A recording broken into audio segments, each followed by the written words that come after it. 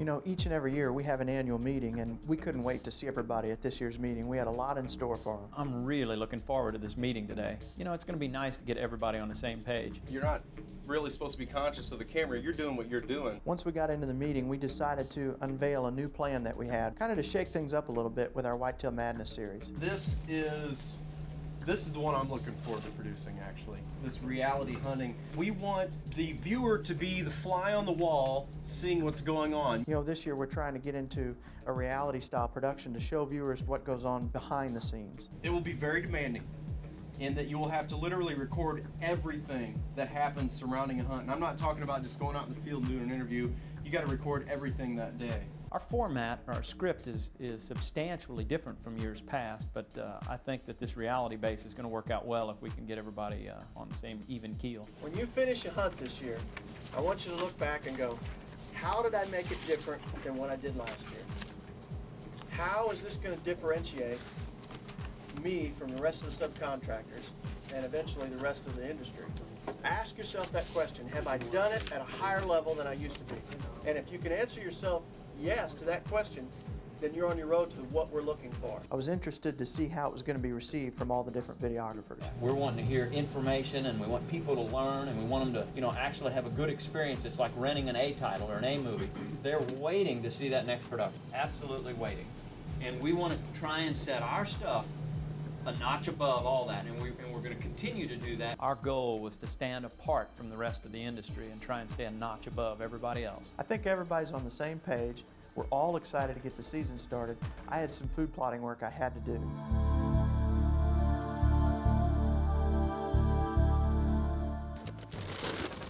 During the preseason, you know, we're already preparing for that bow season by getting our food plots planted. I got some help with Chris Comstock. He's coming up to do some food plotting with us. He's a guy that we turkey hunt with, and we've got pH to check, we've got fertilizer to spread, we've got Biologic Clover Plus to put out, we've got Biologic Maximum to put out, and I've got a couple Trail Mac cameras out, and I was hoping to get some velvet buck pictures, so I'm anxious to get those rolls developed. It took about a week to get that first roll filmed through my Trail Mac camera. I took the photos in, couldn't believe the bucks I'd already photographed.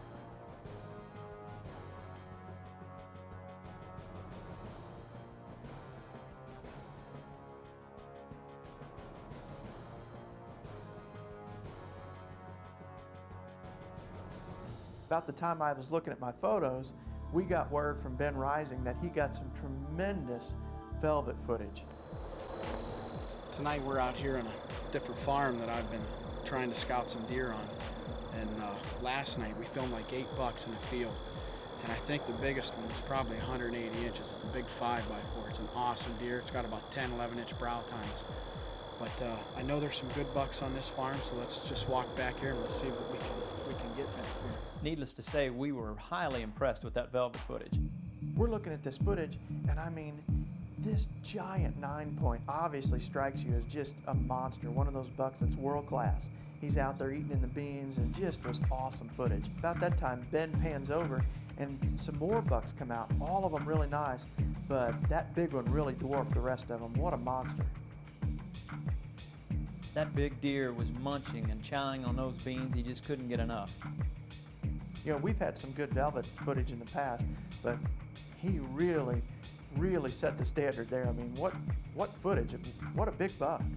It's rare to see deer like that, particularly out in a bean field, a big bachelor group. Man, that's what it's all about right there. Didn't take us very long to figure out who Ben Rising was. Not only did he have some incredible velvet footage, but he also had a trail camera photo of that big deer. It'll be really interesting to see if Ben gets a look at that deer this season. You know, you see footage like that, and it just pumps you up. Any little sighting you get of a mature deer gets you ready for the season. All of a sudden, you get your hopes up and you're ready to head to Wyoming and start hunting.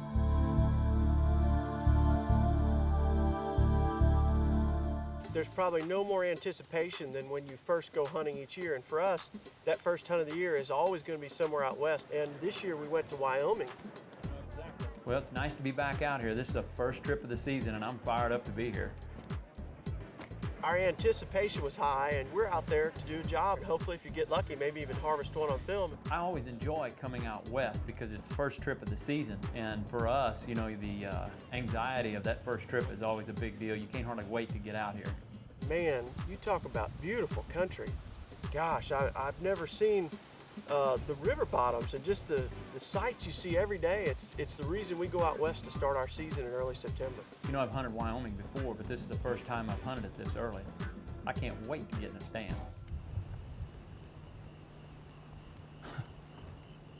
This is great. It's great stuff. Okay, so we're out here, and it's day in, day out, cattle, cattle, cattle. You know, that was no big surprise. I'm used to seeing cattle because we hunt in so many different areas across the country, but you know, I knew that there were some cattle in Wyoming, and it was no big deal. It's really, really hard to kill anything when there's bovine. You know, we're expecting the deer to come out right there. There's the trail. I just knew any second we were going to see some deer filing down that trail.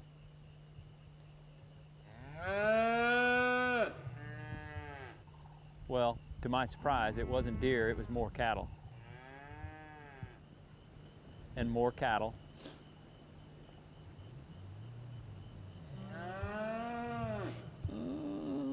And then more cattle. It's the second barrage. Look at this. Okay, now I've just about had all the cattle I can stand.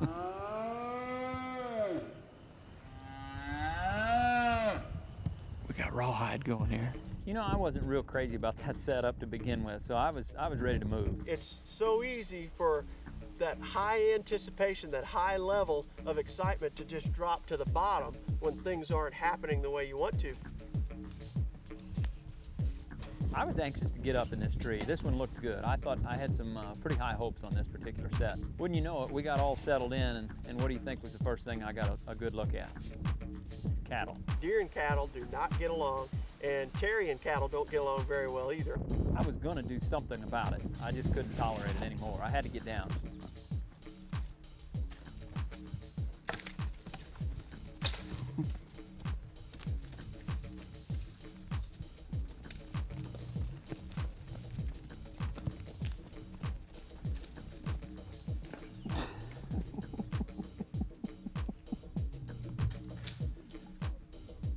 I was gonna have some T-bone.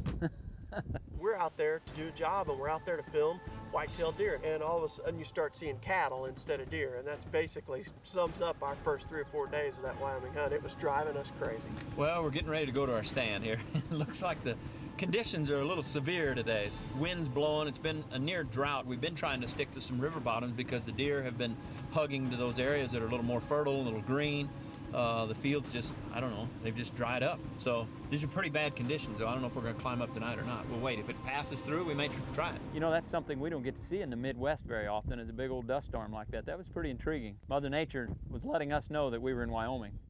Well, looks like the old wind has finally died down a little bit. That storm kind of passed through, and gonna give it a whirl. We've got a pretty good group of deer out in the alfalfa field there, but we're hung for this big thick cover back here behind us, hoping they'll pour into this alfalfa field this evening. I don't know. We'll just have to see.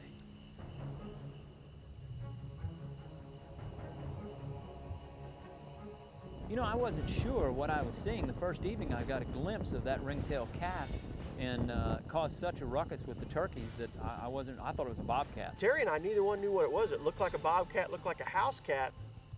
You know, I didn't get a real good view the first evening, but after we got a real good look at it, I was able to determine it was a ringtail cat, and didn't know it at the time. We had to ask our good friend Tad Brown. And come to find out, they're very rare, and they don't move hardly at all during daylight hours. They got those big bug eyes, and they're really nocturnal, and that kind of lifted our spirits a little bit because you just don't see them very often, so that was kind of cool. But we knew we had to do something to get away from those cattle and try something else, so we had to shake it up a little bit. We decided to try and hunt on the ground on a new ranch. You know, it was an open setting, grain field. There were no trees to hang in, so we were forced to build a ground blind. Well, I'm doing something a little bit rare for me. I'm gonna have to sit in a ground blind here. All of the sign that's coming into this huge alfalfa field is coming from behind this real thick brush. It's a huge bedding area. And there's a couple fence jumps, and you can see where the deer have been using this real frequently. Well, there's no trees here, obviously, right on the edge of this field, and the wind's right. It's in our face here. I'm gonna try and catch him, and I'm gonna build a little blind around me here. Sit on this bucket. I got a pretty good shooting to my right, and then I can swing and get him out in the field, in the alfalfa field here. So, I don't know, we'll try it, see what happens. For Terry and I, we just don't hunt on the ground very often. I mean, 99% of the time we are 18 to 25 feet off the ground, and if we're not at that high, we're not very comfortable. But in this situation, there's no trees, and there are very few trees in Wyoming in general, and we had no more than got set up, and we were going to be tested whether our ground blind was going to work. There's a deer right here. Well, he looked like he had to kind of cock his head a little bit to get underneath that fence. His rack was so wide. That's a shooter. He's coming under the fence right here. Oh, nice deer. Nice buck. I couldn't believe when that buck popped out. I thought, man, we're going to get an opportunity here.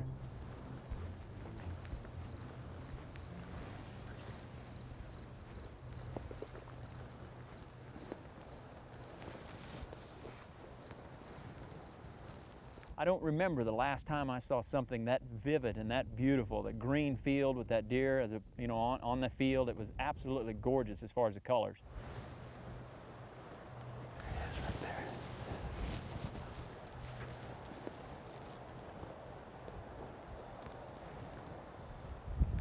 Oh, go down, go down, go down, go down. Yes, yes. He's down. I couldn't believe it when he went down that quick. His nose was plowing the ground. It's a good feeling. Oh, he's right there in the field. Yes, hallelujah. I can't believe it. Well, looky here, man. I can't tell you how happy I am to harvest my first Wyoming whitetail. As luck would have it, normally you got to worry about a mature animal following out 15 or 16 does, and you got to worry about your wind, but he was just as comfortable as could be in this lush green field here. So, guess I gotta go get some help now and try and get him out, but it's a classic hunt. I can't say enough how tickled I am to harvest my first Wyoming whitetail. Try and find Mark, see if we can't get a hand to get him out. I can't get a pickup in here with this field. Well, it was a little work, but we got him out of there, and I was really, really tickled.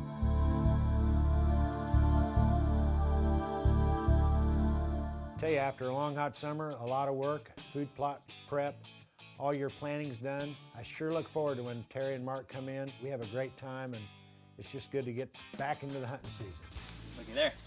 One nice, neat little package. If you mention the word Kansas in any hunting circle, your thoughts immediately go to giant bucks. And when you mention that word around Terry or I, our thoughts go to Lazy D Outfitters and Dan Thurston. You know, that trip to Kansas is one I always look forward to. We're in Kansas now. We just got here from Wyoming. We're in Turkey. We were cowboys out in Cody, Wyoming. Our good friend Dan Thurston is one of those people that will scout out the deer for you and put in the time to put you on a good deer. So I say he was coming over here to get you some. To the car. Get you some. This is nice alfalfa. You know, I was anxious to get behind the camera. I had my day in the limelight. I was ready to film now. It was Mark's turn in Kansas. I mean, if I was a deer, I'd come out of that corner right over there somewhere. Is that where they're coming out?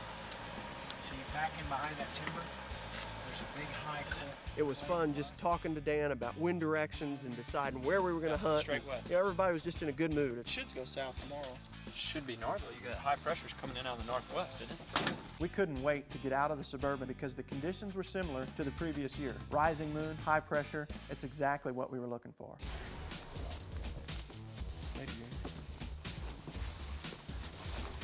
How much stuff does it take to go hunt?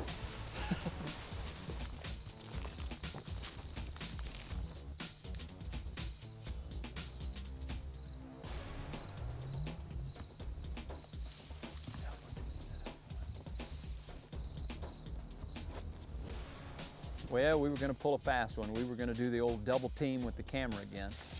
Get the cap on the old Remington here. Safety on. You know, we're always pretty grateful that Jared is willing to help out, and he was the second cameraman that day. It's a lot of fun being with my uncles. I don't mind at all being behind the camera, filming behind the scenes stuff, and every once in a while get to go out and get a second camera angle on a hunt. Settle into one of my favorite fields. We were lucky enough to come down here last year, and I harvested a really nice buck down in that corner from over there. And we'll see if tonight history can repeat itself, because we're again here during September's rising moon. It's early muzzleloader season here in Kansas. We're on the same lush green alfalfa field. A cool front went through yesterday, so the conditions are identical to what they were last year. The difference is we've moved a little closer to where we saw a lot of the deer movement, and we brought Jared in to film from back there. So we're trying to do something a little different here tonight. Mark had the wireless mic on, I had the earphones on, and I could hear what they were saying, and all of a sudden a buck walked out behind him. Well, here we were, Mark and I, trying to futz around there and get our gear collected, and I look up and Jared's pointing out in the field. I couldn't believe it. When I turned around and I looked, there was a deer right in front of us there. We weren't even paying attention. How big? Oh, okay. 2-year-old, I guess, huh? Maybe a shooter. Got a big body. It's a shooter, Terry's a 3-year-old. It just so happened that that one skirted through. You know, I was trying to get in a position where I thought that deer would come back out. I couldn't get him from my view, and lo and behold, neither could Mark or Terry. I got a shot, but he's facing me, and I don't want that. Come on. You know, he was onto that field so early, and it was like a little staging area there, but I thought he'd move out into the open where we'd get a clear view of him. How's your view there? Terrible. I mean, I got it, but there's brush in front of him. Well, I got a great view of him if you just want to walk right here behind me. I blew that one. I could have moved and got into position, and Mark wanted me to, and I didn't do it. Had I been thinking, I would have told Terry to stay where he was. He'd have done the opposite, and then he would have moved over. It's too thick, too brushy, too risky. Too risky.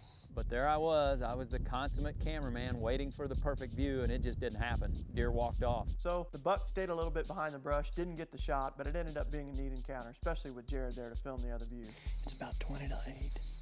We still got about 15, 20 minutes of shooting light left. Well, I felt pretty bad because I know Mark could have killed him if he'd have wanted to. Man, it was almost over very early though. That moon was on the rise early tonight. Had that really nice buck out here.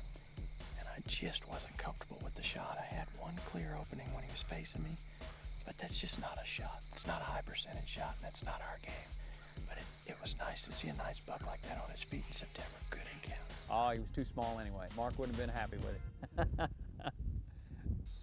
Well, we kind of botched up the first evening, so it was time to move to another spot. It's supposed to rise at like 3 o'clock today, so it's up early. They ought to be hitting these little shady Open the door. Here they come. Yeah! Dan took us from spot to spot, trying to get into some more deer, and finally we saw one spot we really liked. Come in and watch that. Yeah, it's perfect if these deer are coming out over here. It's perfect. You know, kudos to Dan. That guy has spent a lot of time doing some scouting for us and told us there was a good buck in that area. And when we pulled up and looked over that huge bottom field of corn, Mark and I knew we had a pretty good spot there. Well, that's a good point. The older the combine, the better the farmer. You bet. The more we like them. You know, I noticed all the corn in that cornfield from the combine not being very efficient. The deer were really working that area, so we got a new strategy. Yeah, I can take you back down. Drop us off at that edge of the field. We were overlooking this huge cornfield back in a hidden, secluded corner, and it's just one of those spots that you really get excited about going into. You know how sometimes when you're walking into your set, you get that gut feeling and you think that it's going to be that night? Well, that's the way we felt walking in. We've already got a deer on the field. They're coming out a lot earlier tonight than they've been. It's a little buck. I couldn't believe it. We hadn't been there just too awfully long, and we started seeing a few deer pop out. It's so hot. There's a lot of humidity in the air, but the deer are moving pretty good.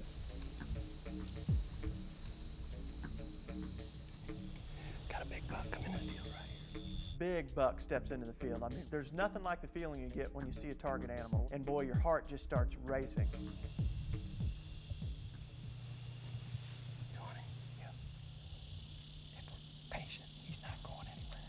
Well, this nice buck, he appeared, you know, just as he was supposed to, right on cue. This little corner of this field was hot. The deer started coming out very early.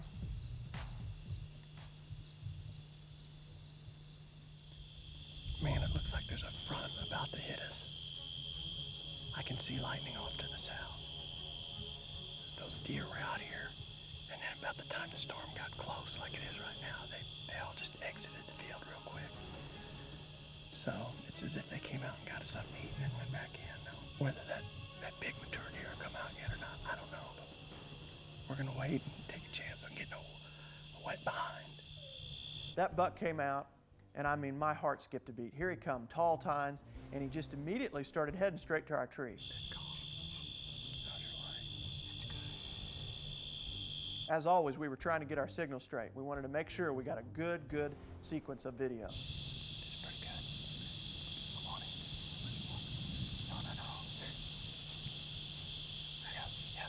I was tickled. I thought, man, oh man, here we go. The show's coming down right now. Going down out there. Stay on him. Out that way.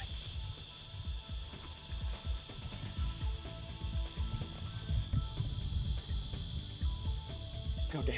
Well, we saw the deer run off and felt pretty good about it, so we started the excitement right away. Down, right there. Oh man, did that deer wear us to a frazzle. He waited till dark to finally give us a broadside here. He came out back there with some other smaller bucks. And I mean, it's a beautiful 9-point buck. And he just kept facing us and faced us all night long, and it was getting dark rather quickly here. And finally, here at last light, he gave me a broadside at about 40 yards, and it always pays off to wait for that shot. Boy, am I glad I waited, because he's a dandy Kansas buck.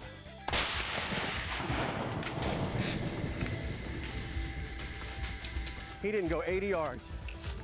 Man, what a buck. Look at that. Can't wait to get my hands on this guy. Oh my, look at that. Oh, beautiful, beautiful buck. Big, big buck. Man, what a wonderful evening out here in Kansas. Mid-September. I hear thunder coming in from the south. These deer were on their feet with this storm system coming. And look what walked out in front of us. Nice buck. You know, that storm was coming pretty quick, and I was sweating, Terry was sweating. We couldn't wait for Dan to show back up. Humidity was so high, it was so hot, that even Mark started to break a sweat. And I know that's the first time this year that he's actually broke a sweat. Contact, mister. Turn your lights on for me. Turn your lights on. You got it? Yeah. We were tickled to see Dan come back down through there with the Suburban, and the high fives started and the partying began. Let's check it out. Oh, he is a beauty. He is a beauty. Nice deer. Mr. Thurston, I want to say thank you. Yeah. Thank you for a fantastic muzzleloader hunt again. Great We've job. had some really good turkey hunts, but really, deer is your mainstay, is it not? Right. We try to do 10 or less guys every fall. You know, we love to chase those deer in the fall, and you know, we're more into quality, not quantity. Well, you're hunting 15,000 acres and only taking 10 guys. I mean, that's one of the things that appeals to Terry and I. I mean, just an awesome opportunity for Kansas as Right. far as Kansas is concerned. And I know you've taken some 190s and 200s. I mean, one trip through your lodge over there, it's like going through the Kansas Whitetail Hall of Fame or something. I mean, there's big bucks all over the place. The average deer, you know, will be in the 140, 150 range. But they're there, and that's what keeps you excited. Exactly. Man, what a hunt he gave us tonight. He is a beauty, and looks like you made a great shot on him, and congratulations. Thank you very much, Dan. bet. We really appreciate coming down here. Well, we'll get him tagged up and out of the rain. All right, buddy. It's always nice to finish up in Kansas. We enjoy hunting out there. Old Lance Chapman enjoyed hunting too. He got to spend some time with a good friend of Mark and mine, Don Shipp. We had come in earlier in the day and the wind actually was wrong, and I told Don that I don't know if we can hunt this place. And we came back about 3:30 that evening and checked, and the wind had shifted. Got climbed up, looked down, saw the feather was moving, the wind had changed, coming out of the north, and I said, this is a sign of good things to come. Everything looks good. Got a north wind. Deer's coming. Everything looks good. You know, Lance is one of those guys. He just hunts hard, and he's paired up with a good one with Don Shipp. I'm watching this 1.5-year-old buck, and all of a sudden I hear footsteps, and I look to my left, and here comes probably a 120 class 8-pointer. A very nice buck, but one that I didn't want to take, so I just let him pass by. So I'm watching him, and I'm seeing that Don's videoing him, and I hear another deer coming, and I look, and here comes a huge 12-pointer. So I managed to get Don's attention. He sees the deer probably just after I do, starts filming him, and when I saw that big deer, I knew that he was the buck that I had been watching all summer, and my heart just started racing. Don had it on video. I just started concentrating on making the shot, getting everything right. What are the chances that this big deer would show up on the first day of Kentucky season? In my mind, I'm thinking, gosh, what an unbelievable opportunity this is for me. I've got this huge buck that I've been watching all summer, and I know that Don has got him locked in the video, and it's up to me. It's now or never for me to make the shot. I make the shot, and I knew that the deer was quartering to me just a little bit, and it looked like a great shot, but the deer runs 10 yards, stops, and I'm thinking, man, why isn't this deer falling? So I thought, well, I'm going to shoot him again. So I managed to knock another arrow.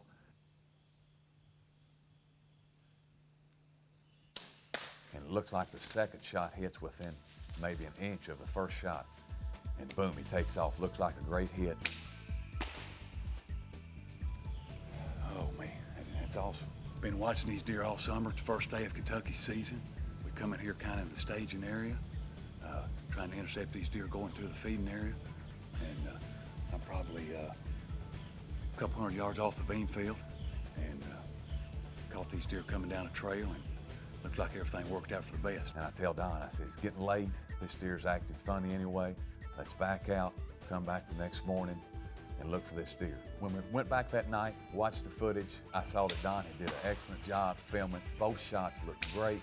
I couldn't wait for that next morning to get here. I couldn't sleep that night. I was so anxious to go and look for this deer. We're in here looking for this deer. We shot him yesterday evening, and I think we got a good hit. It was getting cool last night, and we thought we'd go ahead and wait till this morning, come in and look for him. Made 2 good shots on the deer, it looked like, but right here's the last place we saw the buck yesterday evening, and thought we'd get back in here and take a look for him. All right, there he is, man. There he is, Don. Man, what a buck. He's a better deer than I thought he was. Shot this deer yesterday evening late, was probably dead, but we wanted to back out. We had a cool front come in last night. He probably didn't go 75 yards from where we saw him yesterday evening. Had 3 bucks come through. He was the last in line. Man, what a deer. He is a beautiful buck. Man, I'm tickled to death. You know, it's not often that you get 1 good shot, but he put 2 good shots on that buck. Man, unbelievable for Don and Lance. That I just couldn't believe it when I saw that footage. What an unbelievable start to this season. Terry was lucky in Wyoming. I was lucky in Kansas. Lance Chapman, October 1st, bow opener in Illinois.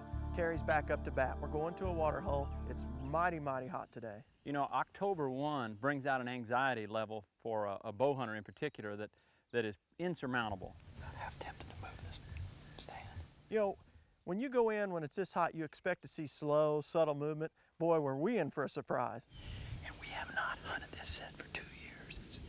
And we're in extreme drought conditions. It's dry. It was 88 degrees. I'm in a shirt sleeve here, no head now. Still hot and sweating. Hard to control your scent this kind of weather. But I got a feeling we'll see a lot of deer at this pond this evening. It's been a while.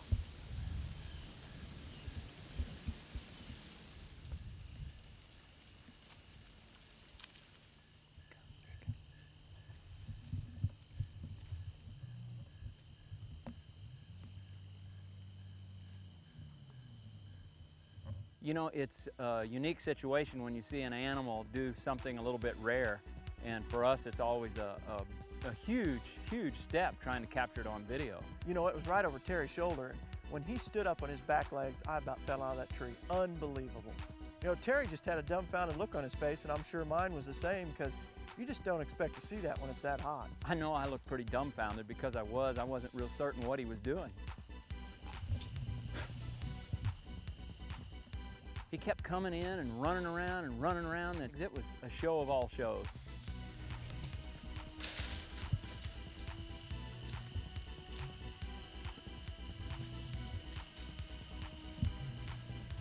What is that? I've never seen anything like that. That deer was crazy. I mean, he ran around that pond. I mean, I felt like we were next to a horse rink or something. I mean, he just kept running and running, and all I could do was try and concentrate on laying it down right. We had no idea what that buck was going to do next, but we were going to stay there for the show.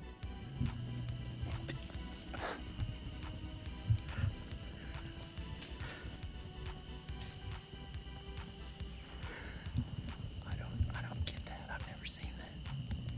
It's October 1, October the 1st, and I have no clue why he's feeling like that. There was another little buck in here earlier and a doe, and I don't know, he's just feeling spunky, I guess. We nicknamed that deer the Crazy Scraper because he looked a little crazy to us the way he was running around that pond. It's either that or he's trying to get away from all the bugs. Man, unbelievable show. Deer were really watering good. Great way to start the season.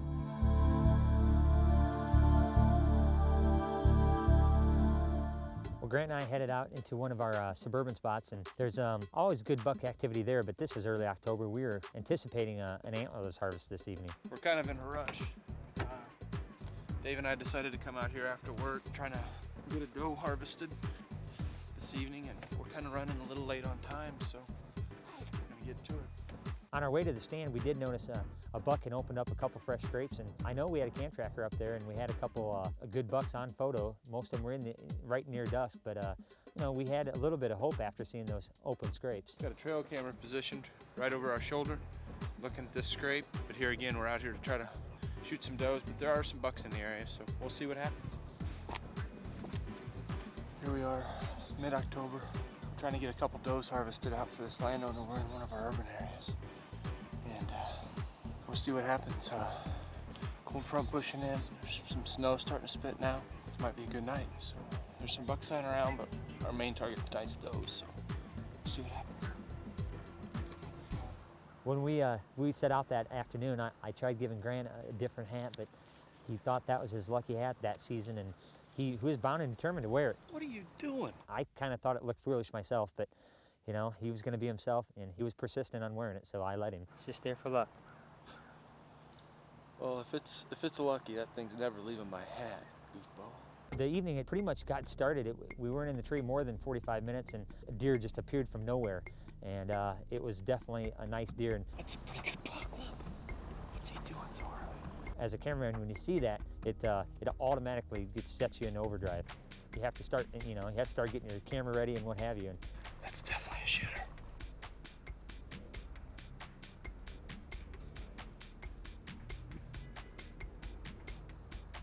Then the deer seemed to just lollygag and kind of took its sweet time coming in, and you're waiting for something to happen, and your excitement's there, and you're almost too excited by that point. He's taking a sweet time. It's a real good deer.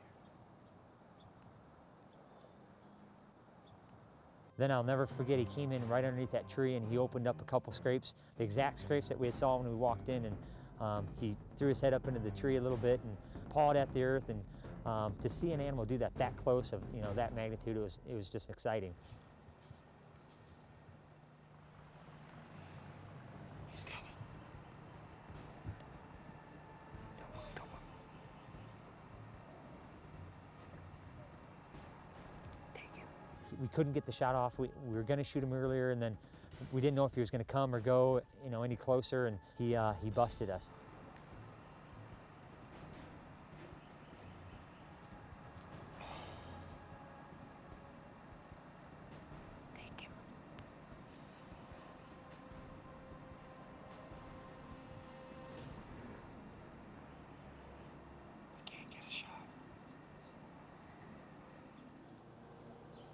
Walking away. I couldn't get a shot. He was too far quartering away. Do you hear something behind us? We got a couple does coming in.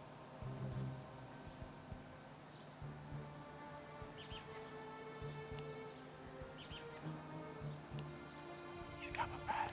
And all of a sudden the deer seemed to decide that it was going to come right past our tree, and he came within probably 16 yards, and he was asking me, you know, do you have him?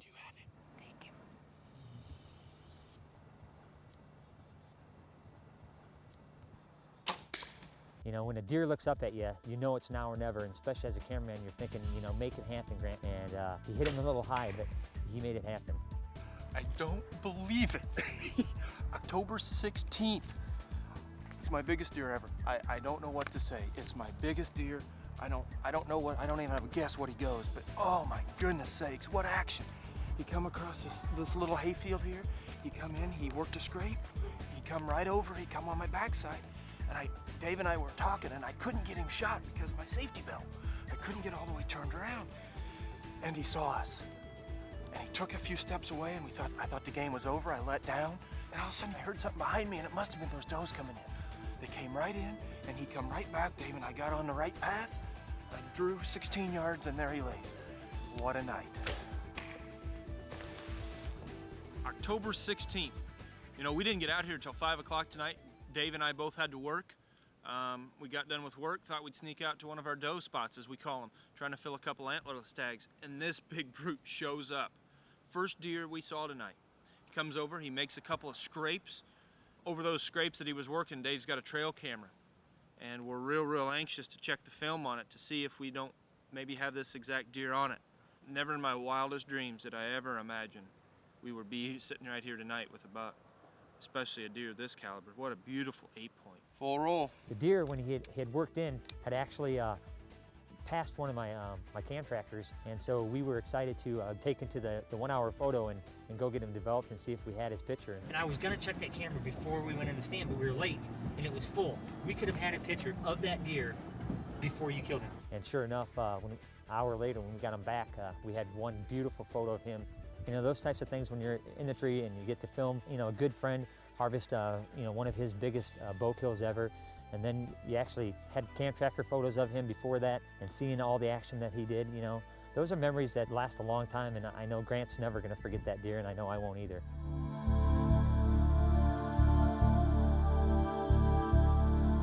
You know, if there's one thing that Mark and I are really, really serious about, and that's doe management. We're always out to do our part. Turkeys, deer. Looks like a doe and a little one. When it gets to the middle part of October, Terry and I always take our minds off the bucks if they stop moving, and we go out to shoot a doe. Typically, we can climb up in a set over a biologic food plot, and we're gonna see does. Drawing power, biologic. I had the same problem last year. Boy, when you plant that stuff, you gotta beat them off with a stick to get in your stand. When it's time to shoot a doe, we get plumb excited because we know we're probably gonna get a shot. There's a lot of deer on our farm.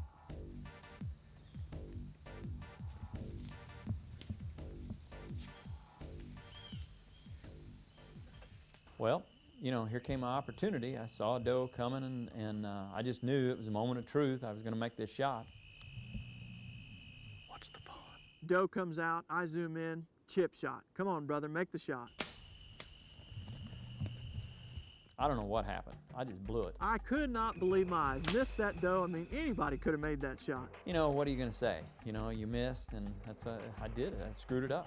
I had a good shot at it, but there was a fawn on the other side. I didn't want to take it there, so I waited until she moved forward. I had my 35 on it. Just missed him. I like filming Terry kill a deer, but I probably like seeing him miss one just about as good. Last thing I wanted to hear was something from Brother Mark. You know, he's gonna try and shoot a doe one of these days, and well, we'll see what happens. After Terry missed that doe, we switch off day in, day out, and this time it was my turn. I wasn't gonna make the same mistake Terry did.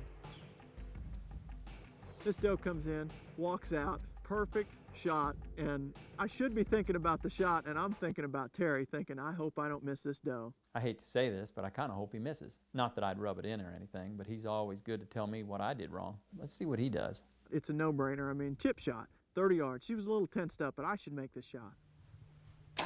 I missed the shot, and I wasn't very happy, but I know Terry was tickled to death that I had missed as well. I hated to see him miss that deer. I really did. I missed her by a mile. She come unglued, man, as soon as I released. That poor dog, he missed. That's too bad. Too bad. I was glad he missed. 2 misses the same week. Hey, we're a lot alike in a lot of ways, whether we're hitting them or missing them. It's October 23rd. Major cold front hit the entire Midwest. If I know Ben Rising, my guess is he's got one deer on his mind. We're hunting in northeast Ohio tonight. We got a cold front coming in out of the north. We're gonna go hunt this bedding area of this buck that I've been seeing. It's a nice buck. I mean, a really nice buck. Not only did Ben get to spot that big deer in velvet, but he also had the trail camera photos to go along with it. That's highly unusual. We're gonna slip in and get into the stand that's kind of covering his bedding area, but there's an area that he's been feeding in that he feels secure before it gets dark and enters the big fields. And I'm gonna try and get in between there and get to that area where he's feeling secure. You know, Ben's one of those people by trade who's really particular, and he's very aggressive and he's very determined. And sometimes that's what it takes to harvest a mature animal. We've passed up a lot of deer so far this year, and I'm hoping it pays off. I mean, I've seen some nice deer, done a lot of scouting, and I've got a lot of footage of this deer that I'm trying to kill already in the summer and stuff. And I'm just hoping it comes together tonight, so we're gonna give her heck and see what happens. Ben's one of those guys that's big on scouting. He's big on a lot of time spent out in the woods. Boy, expectations have to be really, really high when you spot a big buck like that in velvet. I put this stand up yesterday, and I've seen him right here in this fence gap a couple different times, and I'm hoping this tree is so small, it just scares me to death that he's gonna bust us. but it's the only choice I got. I mean, he's going to be rutting here pretty quick and leaving the property, so I've got to try and do something now. I'm just hoping tonight that he comes off this hill and I can at least get a shot at him. So let's just hang in here and we'll see how it goes. His plan was pretty aggressive. I mean, setting up in that small a tree, that would scare me with a hunter and a cameraman.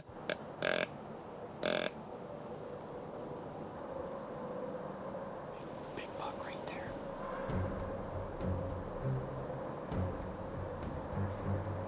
That's him. I know that Ben was a little bit concerned about that deer picking him off in that tree, but boy, when he looked down and saw that deer coming his way, he had to be on pins and needles there. Man, can you imagine the tension right there? I'm looking at this buck and I'm not even believing the size of him. It's a miracle to even see him, but he was moving so slowly. Really tries your patience.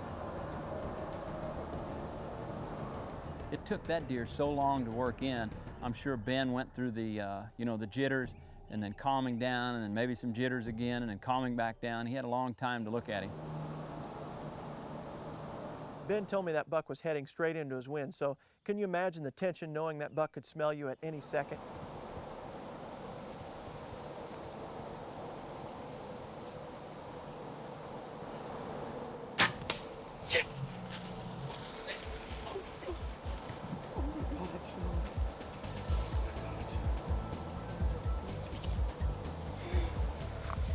Oh my God.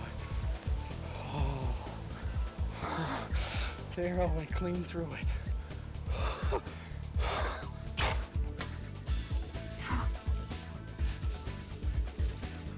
I can't explain this feeling right now. I mean, I can't even feel my arms. Ben's reaction is priceless. That's what we live for, to see guys that really enjoy hunting as much as he does. Tell you what, that is the biggest buck I've ever seen, and I have worked so hard to kill that deer. I mean, if you ask anybody that knows me, I have worked and worked for that deer right there. And I just made an absolute perfect shot on that buck. He's been there for 10 minutes, just eating like a pig. And I mean, I'm ready to fall out of this tree. I can't believe it. I can't. I mean, I'm being too loud because he could be right there, but I'm so emotional right now. I have battled this deer for 2 weeks straight since season open. I gotta sit down. Priceless reaction, the kind we just live for, from a really, really good hunter. And finally, he calmed down after the shot a little bit. I've been so hard after that deer. I mean, I've moved stands and I've moved around. And I mean, this area we're hunting is so hunted hard. It's a high pressure hunted area. It's one thing to go into a spot that you know no one else is going to be there, but this particular deer, Ben had conveyed to us that a lot of people knew he was there and it was being hunted pretty hard. We're not far from town. You can hear the road noise in the background. I mean, there's four-wheeler trails in here. I mean, that's what that deer was on, was a four-wheeler trail that had clover growing in the middle of it. Nobody would think to hang a stand or think, oh, big buck like that ain't gonna walk that. But I knew what I had, and this is what I wanted, and I got it. It paid off. The size of that deer is just unbelievable. When Ben goes to him, it'll just make your jaw drop. I tell you, they don't get much better than this in this part of Ohio. But I'll tell you, we worked really hard for this deer.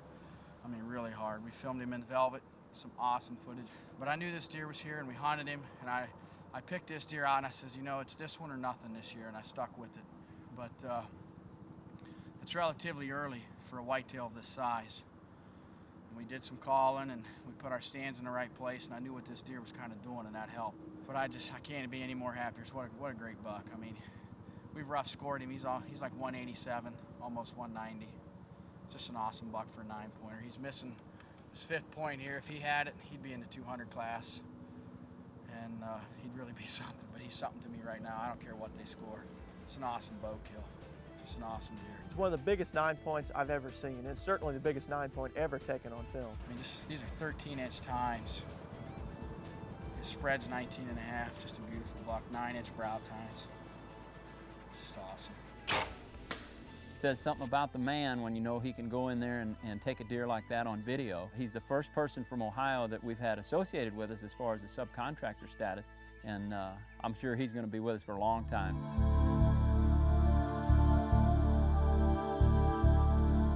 Well, just about the time I thought I'd seen everything, Mark came up with the idea of all ideas. Okay, it's official.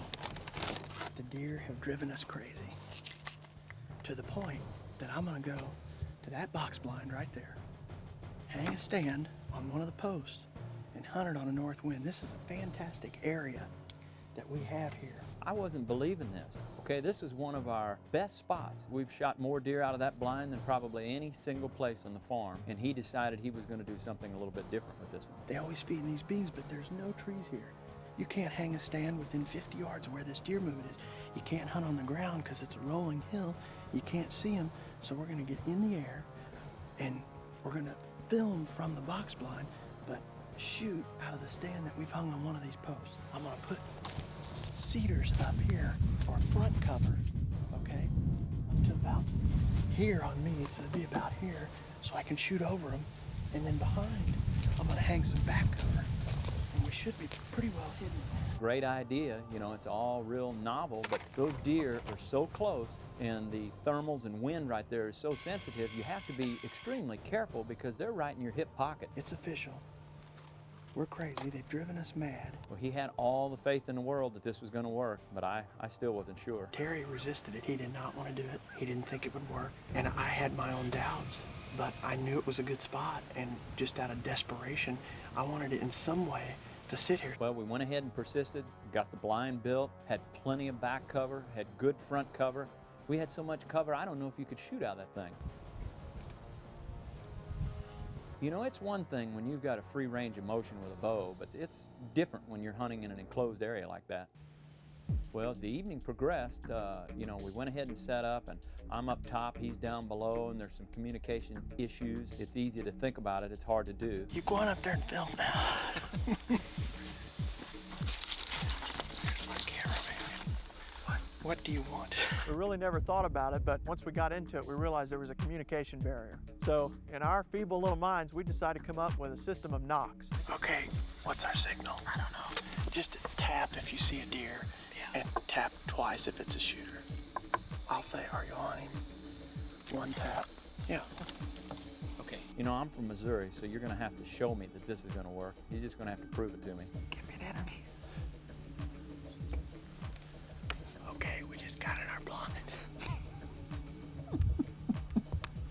Are you seeing anything out there?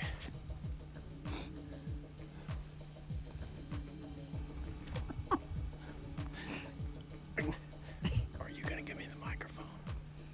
I can't. Looks like a groundhog or a prairie dog. Terry was gonna be rolling up top, and I kept the camcorder right in front of me and propped it in the cedars to get the view of what was happening in the blind. Ready for the interview, Terry? Terry, ready for the interview?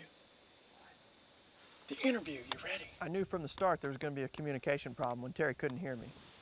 I can't hear you. A lot of wind. Hello? Well, I'm recording it down here. You could come down and get this camera, because I'm going to refer that we've got this camera in the blind. Well, here we are in our little blind.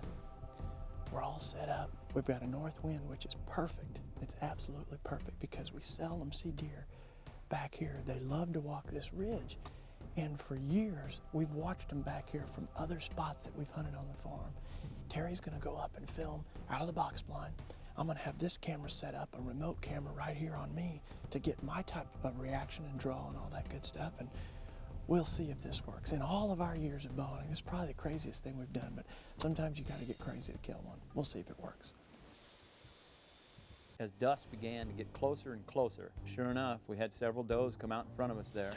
And he was getting ready to shoot. And just about the time we got our communications online as to which one he was going to take, I got on her and he put the shot on her. On the last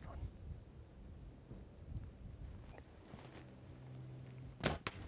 Yes, got her. He did prove me wrong. He was able to take the bow, come to full draw, and shoot out of that particular area. I was surprised. The blind worked. This is wild, man. They came walking right up the edge of the beans there, and she gave me about a 15-yard shot. That was fun, man. We got to do it. Gives us confidence. If we get a buck out of this set, well, we're going to get him. Sooner or later, this will work for a big shooter because they walk this ridge all the time. fun. I had so much confidence at that point the blind was going to work. We were just going to sit there till dark, see if anything else showed up. Well, as the evening progressed, more deer began to pour onto those feed fields, and I thought, doggone, he's going to pull this off. One long, I hear Terry knocking. I look up and I see this giant buck heading our way. Beautiful deer, 145, 150-inch 8-point, right there, point-blank range. Now is the moment of truth. And again, there's a communication problem. We're so used to being able to whisper to each other. I didn't know if he was on the deer. And this buck's getting closer and closer. I mess around, and I got nervous, and I pushed a little bit and made a couple noises, and the buck got nervous and kind of veered off, and my heart sank. That buck was walking away, and I got the doe, but I missed the buck, and I couldn't wait to go look at my doe at this point. Oh, here she lays right here. Happiness at the end of the blood trail. Look at there. Oh man, nice sized doe. Man, what a fun hunt. There's some hunts, we go virtually every day for 4 straight months, and there's certain nights you remember more than others, and I'll never forget this night because of the fact that we hunted out of that blind, and the deer that came out tonight had no idea we were anywhere in the world. Just a hunt I won't forget. What a fun hunt. End of a long story, he got the doe, he didn't get the buck, so I guess we were both right. A little bit of compromise there. You go from out west and then in through October, and then all of a sudden that lull hits, and you just don't know whether that rut's ever going to happen. Early November can be a real challenge because you're just waiting for that rut to kick in, and it may or may not be happening at the time. We're going to try something different. We're going to get together, go bedding area to bedding area, and rattle and see if we can have any luck. It's supposed to be 70 degrees today. It's hot. They're not moving midday at all before it gets too warm. We're going to try and get on some of these aggressive bucks with these does that haven't quite come in yet and see if we can't make them mad enough to come out and give us a shot. See if it works. Get aggressive. Good morning. How are you? Fine. In that early November period, sometimes you get a little bit too anxious and you go through the motions where you're rattling and calling and grunting, and the rut may have not kicked in yet. Sometimes it happens a little bit later than others.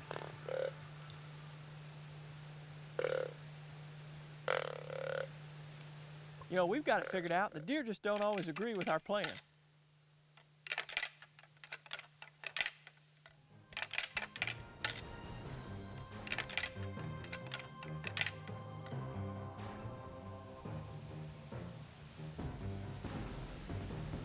That's a good one. That's a good buck.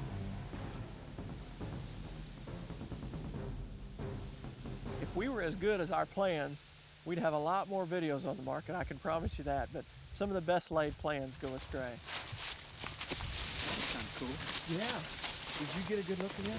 I didn't. All I got was just a glimpse of him, but he's a nice buck. He's a nice buck. 140. He was tall. I mean, well, did you see him come in? Because I looked up I could and he was just see his standing. body through the brush. He turned. I think he saw us sitting there or whatever. I got a good look at him when he was going away. I saw him coming and just barely, I couldn't make out that he was a shooter, but I couldn't tell how good he was. Then I got a pretty good look at him as he was going away there. Well, let's keep working our way up. Anytime you're deer hunting, whether you got to be on the road or if you just stay in one state for a long time and you're sleep deprived and the deer aren't moving, and it'll wear on you. Well, this evening was really, really frustrating. We saw one doe. Terry and Jim saw 4 or 5 does and 1 1.5-year-old buck. They're just not moving much in the evenings. It's still 60 degrees out. It's hot. They're not moving. We're gonna hunt tomorrow morning and then head towards Illinois and see if we can't see more deer over there. We talked to our buddy Keith Kuhn. He saw deer moving over there. We're gonna try stay with the movement and then wait for a cold front that's expected next week to hit here before we come back to Iowa, because these bigger body deer that just seem reluctant to move in these hot temperatures. It really gets it tough when you've been on the road this long and away from your family. And it's one thing if you're seeing deer, but it's a totally different thing when you're not seeing anything. You start to think, man, I'm wasting time. When you're out trying to produce and film, when they're not moving, it can really wear on your nerves. And when they start, that's when it gets exciting. Boy, if you were gonna order in a morning, this would be the one you'd ask for. Terry and I just spent the last week up in Iowa. Frustrating week, no movement at all. And we really try to keep track of where the deer are moving the best on the phones. And everybody said they're moving in Illinois. So we're back here in Illinois. We'll just see if we landed in the right spot finally. There's There's some deer running out there in the field. It's a buck chasing a doe. You know, we could hear some footsteps, and it sounded like some chasing going on. Sure enough, here he came. Pretty decent buck. Here they come. Easy. You wait and wait and wait, and then all of a sudden the rut finally kicks in. When I first saw him, I thought, ooh, that's a shooter. I believe Terry whispered, no, he's not. No, it ain't. No, it's not. You know, there's a buck that we're pretty serious about letting go by because he's got a lot of potential. Great deer. He came flying through chasing that doe. I mean, how exciting. That was awesome.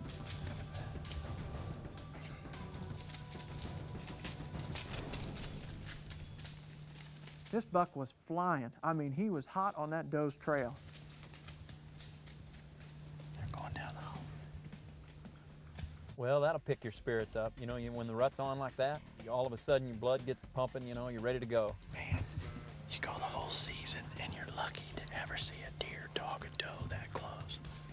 Here we are, center stage, got to view the whole thing. You know, even though we didn't shoot that buck, it told us the rut is starting to happen. It really lifts your spirits and gets you pumped up to get in the stand the next time.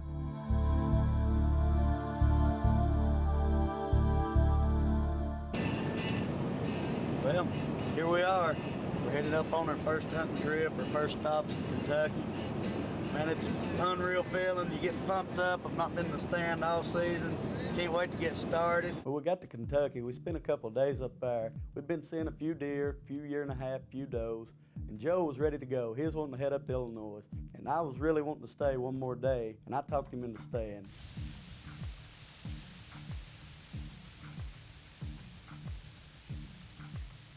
Man, what a great 2-year-old buck. Gonna be a great buck next year. Those deer are hard to pass, but if you pass, it seems like it always comes back to reward you. I just hope it does me.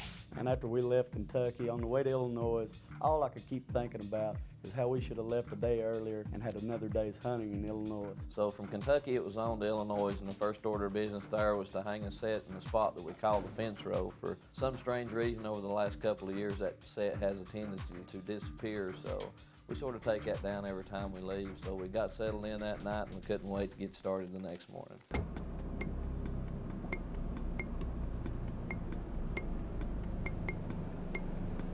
So as we were walking in this morning, I couldn't keep from thinking that I wish we had gotten here the day before, but my partner Scotty had talked me into staying in Kentucky one extra day.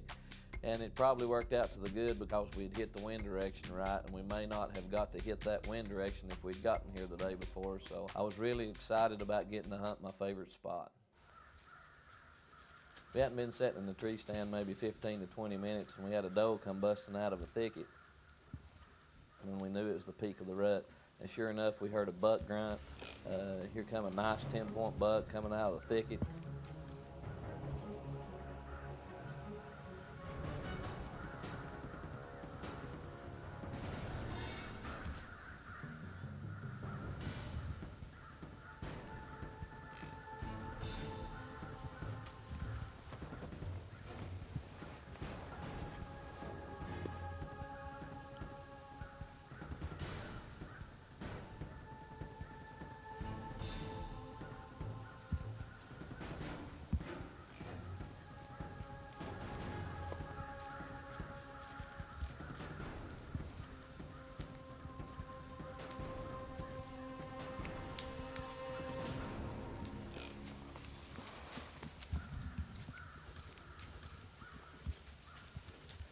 Came down to the left of us, we grunted at him, made a good broadside shot, and the whole hunt was over with in 18 minutes, and couldn't believe that it happened in that short a period of time. Man, what a relief. When I turned around, looked at Joe, seen the expression on his face, it was just like a ton had been took off my shoulders. That's what I'm talking about, man. And I could just see the relief come across his face, and the emotions that we were feeling at that time, and the opportunity that we both experienced to taking the buck. Wasting the third day in Kentucky at that point was meaningless. They're starting to chase. The rut is fixing to kick in. This is the fifth deer we seen this morning. We had a doe and 2 fawns come in on us, and this doe came running in on us, so we knew that something had to be chasing it. We got a huge thicket here. We got a northwest wind. front's fixing to come in. Tomorrow they're giving the winds to switch out the southeast. So it's got the deer up on their feet this morning. It's short and sweet, but I'll take it every time, man. Whew.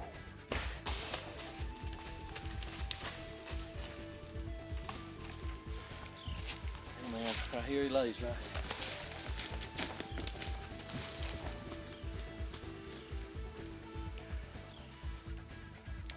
Man, what a morning. This is our first day in the timber here in Illinois, and lo and behold, we had a doe run out from behind us out of a thicket.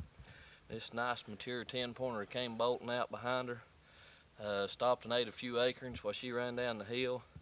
Came right by us 15 yards broadside. We made a good clean shot on him, and the old Hoyt Side Protect found its mark once again. It's a great day to be in the timber, even though it was a short hunt. I knew the extra day that we spent might have been bad in Kentucky, but to get up there, the wind was right, everything just fell together. It was a picture-perfect hunt, and it was a heck of a way to start our season off.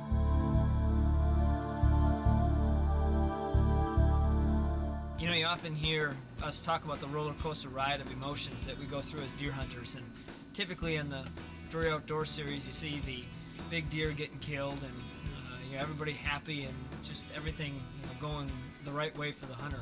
And unfortunately for Jason and I, it's been just the opposite. Brian and I have had nothing but bad luck, I guess. We're seeing virtually no deer.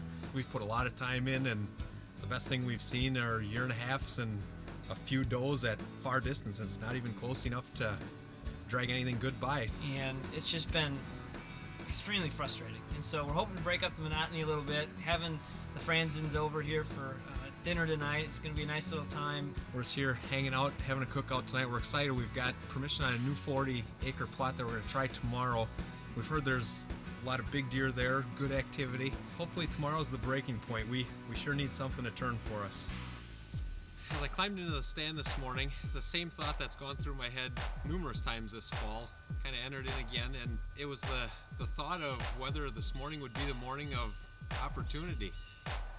A little bit less than an hour after being in the stand, it's almost like the light switch went on, and we heard some grunting coming with a bunch of rustling in the leaves, and a short time later a mature doe came running through just 10 yards from our stand, and behind her was a 1.5-year-old buck, and the excitement really started to get going when he came through, thinking that, you know, his pursuit on that hot doe possibly would lead to bigger and better things. That's good stuff. It's only been light about 45 minutes. We were a little discouraged. We bumped a deer as we were getting ready here, and it's the second time all fall we've been in this set, so we've been very excited to get in here. So good sign, good to see good deer movement this early. A short time later, probably about an hour later, 2 fawns came running in, kind of playing, chasing each other, and shortly behind them was a mature doe that we thought possibly was hot just by her reaction to the fawn. She didn't want anything to do with the fawn. She walked back about 40 yards behind the stand, bedded down, and live bait. No, don't know.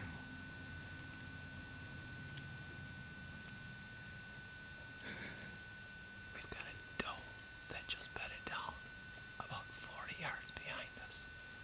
She came in with 2 fawns, but she wanted nothing to do with the fawns. Maybe we'll get lucky and we've got a hot doe here by us bedded down. Hopefully we'll get a buck that comes in on a trail. At this point, I'm sitting in the stand, and it just was one of those mornings you feel like something's got to give, and sure enough, we were. Just about an hour later, I finally got to say to Brian, "Shoot her."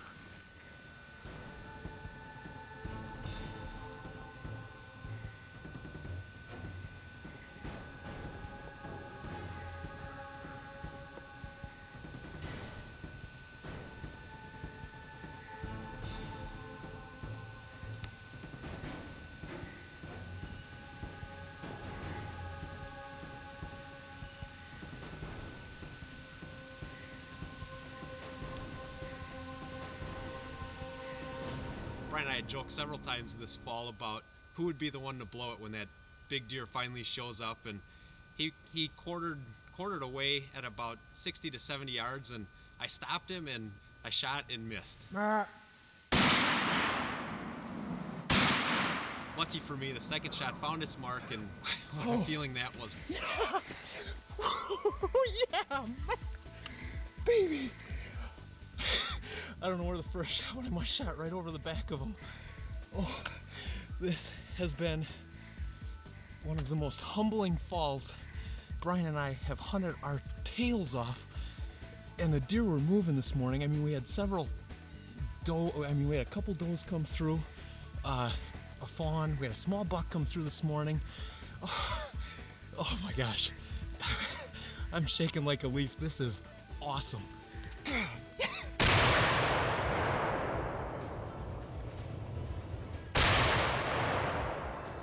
Wait, hit the reverse button. Let's let Brian tell his side of the story. At this point, I was sitting there filming Jason, and it had been just an incredible morning with a lot of action, and I was thinking to myself, you know, these are the times where something big could occur.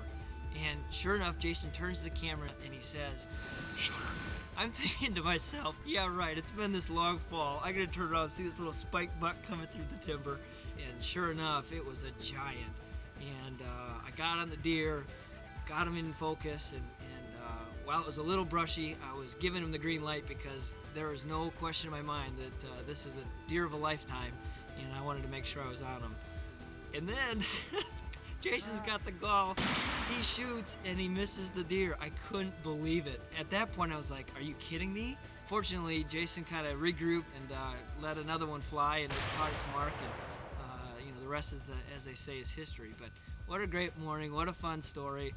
And next time Jason says shooter, I'm going to sure perk my ears up and listen. Finally, we were at our highest point, what every hunter works so hard for every fall, and it's surely a morning that I will absolutely never forget. Not many better feelings than this right here. Being able to walk over and see he's an awesome buck. I can't wait to go get my hands on him. Boy, madness is sure defined this fall.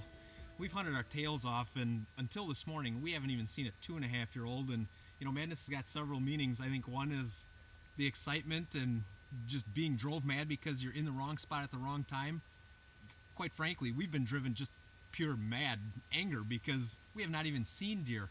It was just one of those mornings that, you know something good could happen, and believe it or not, finally a good deer shows itself, and we took advantage of it. And my best buck ever. Oh man, these are the mornings that you hunt for right here. It was really exciting this particular day just to be able to pull in and have my daughter meet me in the garage as I come home like she often does, but this time it was neat because I was able to take her to the back of the truck and show her where Daddy's been all fall and what we've been doing. And it's just neat to have the family support, my wife being pregnant and all this most of the fall, and those are the memories that go along just as much with the hunt, that things that you keep close to your heart and you'll remember as long as you live. Totally a great morning, a great story, and a lot of fun.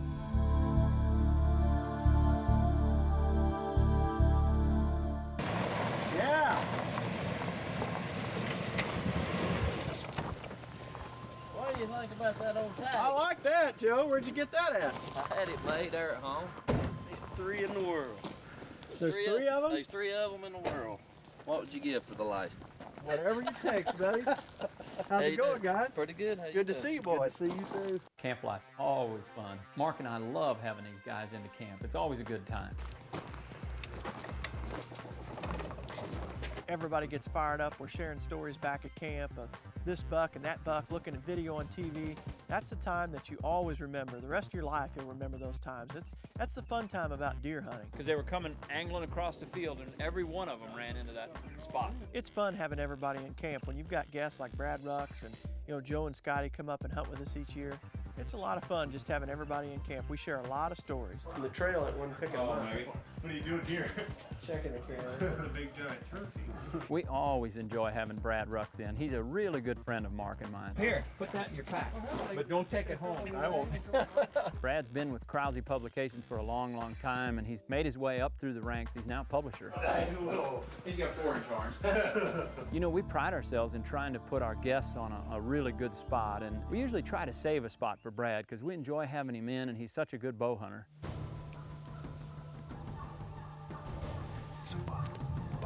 Well, he had a hunt to remember. We had one deer in particular, a big 10-point that hung up in the cedars, and Brad was working him, trying to call and get him to come to our position, but he just wouldn't leave that cover.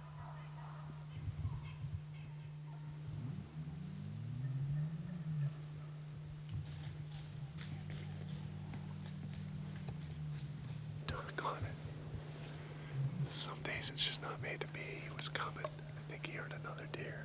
A deer on the other side because he's coming right for us. And all of a sudden, there he went. Maybe he'll get another chance. Yeah, right. Brad was pretty excited to see a deer like that. He had an encounter with another smaller deer, but it was, you know, one that he was kind enough to pass for us. We're in a management type role here, a management program, and he did a good job for us. Wow, that was neat. That little 2-year-old. The bucks are up on their feet. It's 9:15. Low pressure stuck over us, but it's starting to clear off. I can actually see the sun up there right now. Hopefully a bigger one will move. They should be up if these bucks are on their feet, so are the bigger ones. We'll wait and see. Last night we had a cold front moved in. The weather dropped. It's about 32, 33 degrees this morning. It's chilly. Yesterday we had a high temperature of 60. Today it's going to be in the 40s. We saw some good bucks last night up on top of the hill.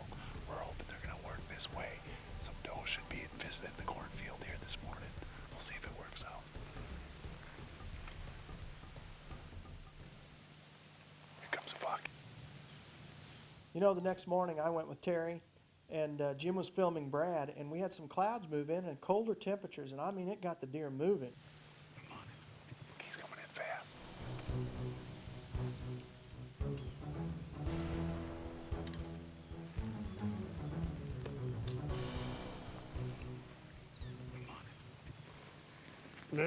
Nope. When you hunt in the wild, you can never expect those deer to do what you want them to do. I mean, chances are they're going to do exactly what you don't want them to do. I didn't want to yell too loud. Yeah, I didn't hear you. And I didn't want to spook him. Oh, man. I had good footage of him running in, too. Dang. I thought he goosed to a slower stop, but he heard me right away on a grunt. Unfortunately, I think this branch was in the way. The cameraman was trying to lean out around it. I didn't hear him. I took the shot. I don't know what we had on film, but it hit him good. He ran right out there and fell over. Well, it should be a great day. We killed a good 3-year-old buck. Unfortunately, he came so fast that the cameraman didn't get it on tape.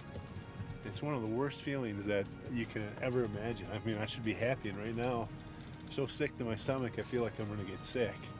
You know, not only do we do business with Mark and Terry, and they invite me here, you know, the whole thing is to get the deer on kill. But yet, you know, I'm good friends with them, and I just feel terrible about the whole thing. You know, Terry and I are hunting somewhere else, and we're always anxious to see what stories everybody has. We hit one. Well, I shot one. We found him. He fell down. Jim, there was a branch in its way. I didn't hear him say no. I had him stopped right here in the open, and I shot. And, you know, I hit him good, and he ran out in the corner. And he Jim, fell you over. mean you found Jim Howell? Well, congratulations. Good job. Did you really? You got a buck? Yeah. Cool, man. Yeah. I'm excited. I just feel Awesome. bad that we didn't get it all on film. I feel terrible. Oh, that's all right. Yeah, It's but more that's about cool. having fun hunting, you know. So he's a 130? You know, Brad seemed like he was pretty concerned and was worried about what we were going to think, but we couldn't be happier. He's a 3-year-old. He's a big body, and he's Well, tight. good. Out of your mass. tree? Which side was he on?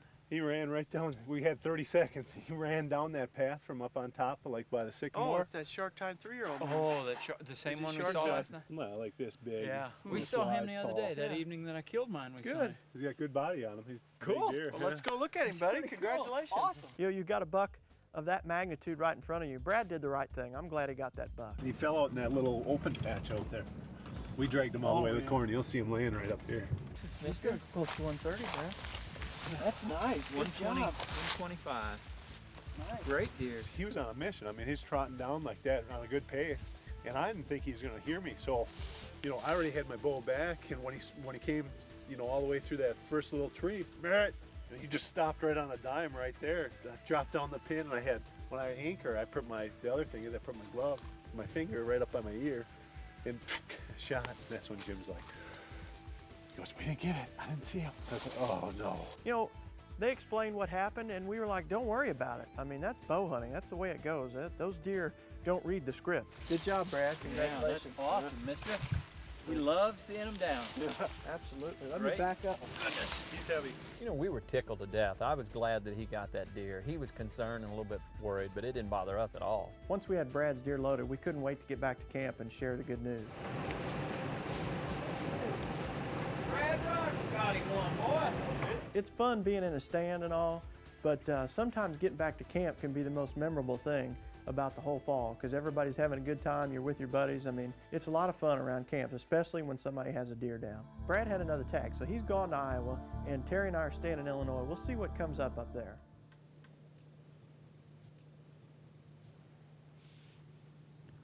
I've been getting some pictures of some really nice bucks, and I think Brad has an encounter with a really good buck that I may have a picture to. Big shooter, big shooter.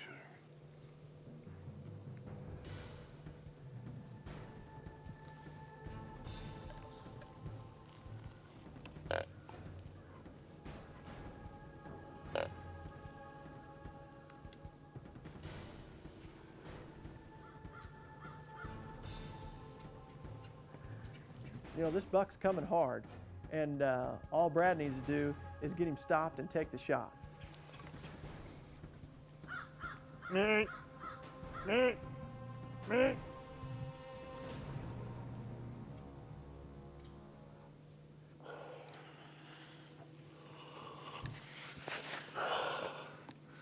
God, beautiful. 150-inch 8-point. Grunted he was gonna go down that other side. I grunt. He hears it. He stops. He looks right at us. Here he comes, running right down. We had 2 mature does and 3 fawns out here. Came trotting down. I couldn't stop him. He's 24, 25 yards right in front of us. Matt. One stop. Dove off the other side. I just needed him to stop a little bit closer. I guess that's what it's all about. Man, almost 2 in one trip. That was really, really close. This buck just put on a show, man, out there in that sunlight coming down the road. What an awesome, awesome deer. You know, the other thing I've been getting pictures of are a lot of bobcats. I had no idea how many bobcats were out there until that trail mac was rolling for a while. Oh my gosh, over there's a bobcat.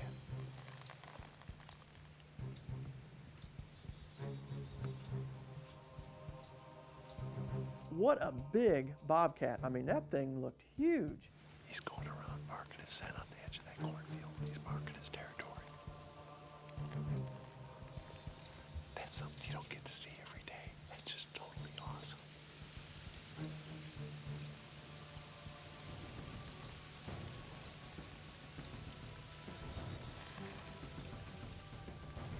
Looks like he's gonna dip off into the woods over here. Awesome. I've never seen a bobcat before in my life, other than at the zoo. Here he came right through. I about squeaked him out there, just trying to get him to stay around a little longer, and he did. The one thing you notice about bobcats, all of my pictures are nocturnal. They're all at night. And for Brad to see that cat during daylight hours is amazing. All in all, ended up being a great trip with Brad Rucks. He is a dear, dear friend of mine and Terry's. Well, we had the perfect morning this morning. You know, I got to go into a spot that we always like to go into. The wind was right. We were really looking forward to getting into that stand because we hadn't hunted there all year. It was a south wind, which was exactly what we needed to get in that spot. They're starting to move a little bit. A couple does just fed out in the corn. There's a nice, looked like a 2-year-old down in the cornfield. Big low pressure hunt front, moving through. We're getting ready to move in. It's kind of overcast, and the deer moved really, really well. We were seeing quite a few deer on their feet. Then all of a sudden the wind started to switch. Well, they're moving pretty good. Deer coming out right there. One long out popped a beautiful, beautiful 10-point, and he's crossing out through the field, and the wind was so light, I really didn't know if Terry knew exactly which way the wind was blowing or not. Well, here was one time when we did not agree as to where the wind direction was coming from. He's got our wind, Terry.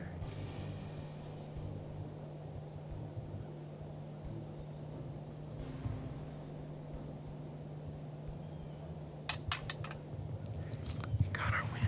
Just you. Mark, he's trying to come to the horns. I mean, he got our wind. It's right at my back. I mean, he just smelled us.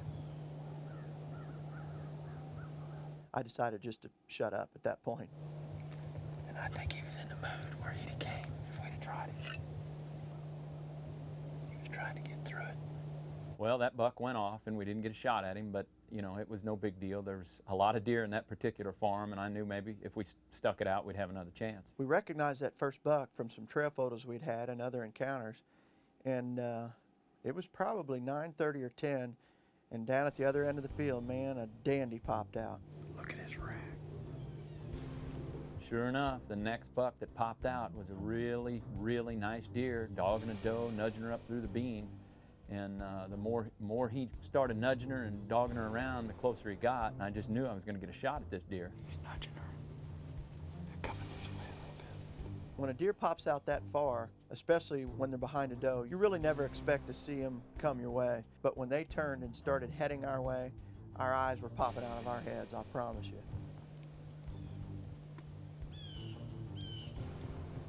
The closer they got, the better the show became. He was chasing her, dogging her through that bean field. What a beautiful sight. The lighting was perfect. Well, he kept bumping her and pushing her around, and finally she turns and goes in front of us, and he's right behind her on her tail. And I just knew, okay, this is the moment of truth coming up right here. He's getting closer and closer, and I'm looking at the deer, and out of my peripheral, I'm trying to see what Terry's doing. I tried to do a connection, and I swung towards him, and when I did, he's coming to full draw, so I quickly got back on the deer.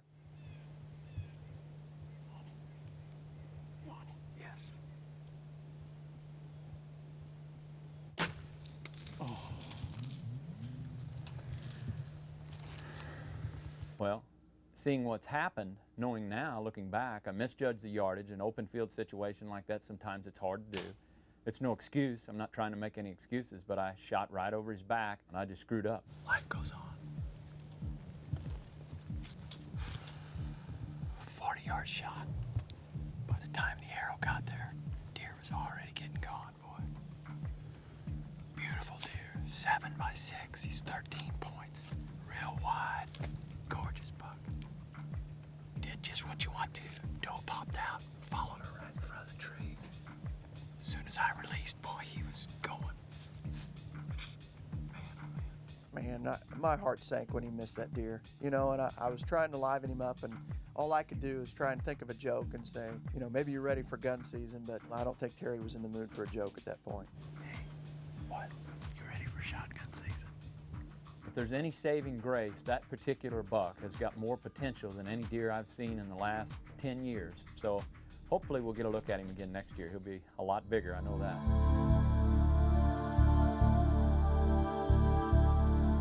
The weather is so crucial in what we do. We really monitor it very closely. You know, we just sit and worry about the weather day in and day out. We're habitual users of weather.com and the Weather Channel. We spend hours watching that channel each fall. Sometimes we can't get the internet, so we call people and try to get the report from them. Dave's fiance, Amy, has always been a big help for us. I know Dave calls her regularly. Okay, so at 3 o'clock it's south to southwest. What wind speed? What's the wind speed? What's the wind speed? Like, middle of the day. The availability is there where you can find out hour by hour what kind of weather is going to be in your area and then how it's going to change. It's pretty accurate generally. I mean, we really live by it. Can she check, go into the AM of the following day and see what the wind direction is going to be? Just keep going. We wear those phone lines out trying to get that weather report. Stay on the phone. Listen to what your buddies are hearing. 43:23 Thursday, 34:20 Friday, 34:20 next Friday. Next Saturday. It's next week. You called me up a week early. Next week's gonna be rocking. Can you come back? Probably can. You are the man. Hey, who's the man? You're the man. Amy, you're the MVP. Forget that. That's awesome. Thanks, Amy. Mark and I are fanatics about the weather. I am not kidding you. Our whole year revolves around it. You know, you start to look at trail monitor photos and you see all the buck movements at night, and you really quickly understand why you're not seeing deer when you're sitting on your stand. How many pictures do we have of mature deer, and how many are during daylight? Well, we've got a lot of pictures. We have none during daylight. 24 racked bucks and none or during daylight hours. Imagine that. One. You can plan and plan and plan, and boy, if you don't have the weather to go along with it, sometimes it can really be a detriment to your hunt. So, how are we gonna get on these deer? You can wait for the rut or wait for cold weather in December and kill them on food plots. One of two ways. You know, weather can make or break a hunt, and that's why we worry about it so much. I mean, we're just constantly worried whether that wind's going to switch. Ultimately, the weather lined out, it got cold. Odell's coming in. Reiser's going to go film with him. Well, I'm excited. My good friend John Odell is coming back to hunt Iowa. His first season, deer season, shotgun season. We're gonna go pick him up here at the airport here a little bit later. So he hasn't been able to come back this year for bow hunting at all, and it's the first year that we haven't filmed together during the bow season. And so I'm really excited to to get John back here? Well, I just landed in Cedar Rapids, Iowa. My trip's not off to the best start yet. I just landed and they've already lost one of my bags, which is my gun. So it's gonna make it tough for me to go and shoot it and make sure it's sighted in before I hunt tomorrow morning. But hopefully they'll get it here in time this afternoon and I'll get a chance to shoot it. Well, it got you here, so I guess that's... Yeah, I'm here and my clothes are here. And with a forecast that lows in the single digits, I guess that's the most important thing. Right. We've known each other since 7th grade. I'm excited to have him back, and he said he has some good news for me, so hopefully we'll see what that is. I found out this week that we're definitely building the facility here in Cedar Rapids, so I'll be moving back here this summer. You will? Yep. When? So we'll be back in business. That's awesome. Probably in Finally. August. Yeah. it's No about more time, moves isn't it? after that. No, I already told Susie.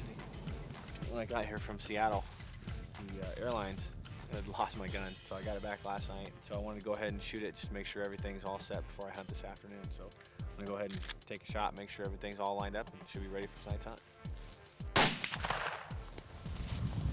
Well, I'd say it's sighted in. This is from my Remington slug. I'd say I'm ready. Hopefully we'll see a mature whitetail tonight and I'll get a chance to try it out on a deer. So. Well, I know exactly where we'll be hunting. I know the first evening we're going to go to what we call our famous little bean field. It happened to be corn this year, but it was beans like 4 years in a row. So to us, it's always going to be the bean field. We've had great success there in the past, and hopefully it'll bring us luck this year again. Here we are. See anything? A horse. Well, here we are on day 2 of my Iowa shotgun hunt, and we're hopeful that tonight it's supposed to be severely cold, like a low right around 0, and we're hopeful that that'll bring these deer in this cut cornfield. It's definitely been a magnet in the past, but the last few years it's been a bean field, so we're hopeful that tonight, I know that Dave and Curtis have spent time out here in an observatory set watching the field, and they've seen some mature deer, so hopefully tonight one will show up and I'll get lucky. We'll see. Well, Dave gave me an interesting opportunity to be a second cameraman on John Odell's hunt. Dave and John came up with a plan to hunt their famous bean field. I met them out there. I guess I had pretty high expectations just due to the success they've had in the past there.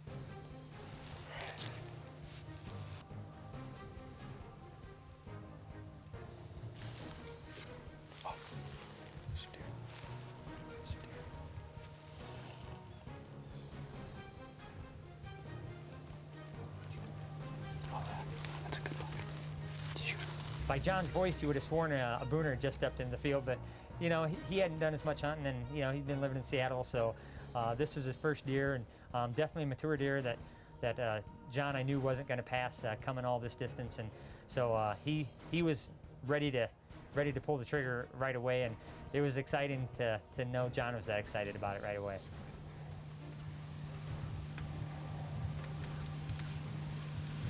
I can't see him right now. He's back there. He's in the right corner. He's in the trees. Yeah, he's in the trees. You got him. There he is. You got him. Yeah, I got him.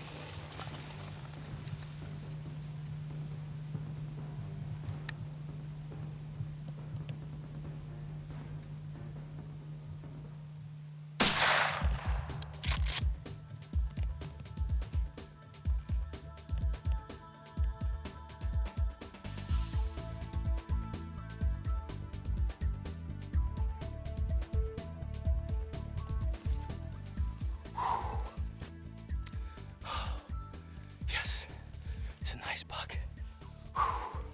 It's day 2 of our hunt. It's first season shotgun. And Dave and Chris have been scouting this field. Oh, he came up following a bunch of does, just feeding in this big cornfield. Yes, I think he's down right there. Yes. What a deer. I'll give him a minute. I knew he had made a good shot. I knew the deer was not going to go far, and I just ran up the hill a little ways, and that was it was awesome to know that it all came together. In the whole process of getting to witness John and Dave together, I got to see a side I never really thought about. You know, how the emotions that a hunter like myself would go through. I never really got to witness it, so it was kind of unique to be able to see that. It was pretty interesting. There he is. Oh, what a great deer. This is an incredible hunt. This bruiser came in following a couple does. He's definitely mature. He's probably a 3.5-year-old buck, and just the type of buck we like to take off this farm. It's just been an incredible experience. Not every hunt's about the harvest, and on this hunt I got to spend time with my good friend Dave, and my dad. He harvested a nice mature doe this morning, and it's just been an incredible hunt. Sometimes when you get up at 4 o'clock in the morning and it's 4 degrees, and you have to question your sanity whether it's worth it to come out here and spend all these hours just in hopes that you'll see a deer like this. And fortunately for me, I was lucky enough to harvest this nice mature buck this afternoon. It's a hunt I won't soon forget. What a great deer. So all in all, John's hunt was very successful. He came back for basically an extended weekend. He harvested a nice 3.5-year-old buck. Definitely, you know, wasn't his biggest buck, but it was a rewarding buck for him in the sense that he hadn't got to hunt a whole lot this year, living out in Washington. He definitely had a great trip back, and it was good just to see a friend and have him back hunting deer and doing what he should be doing. And I can't wait to have John back more on a permanent basis. And he says that's happening soon, but I won't believe it till they buy a house back there. So bye, John. See you, Dave. I will.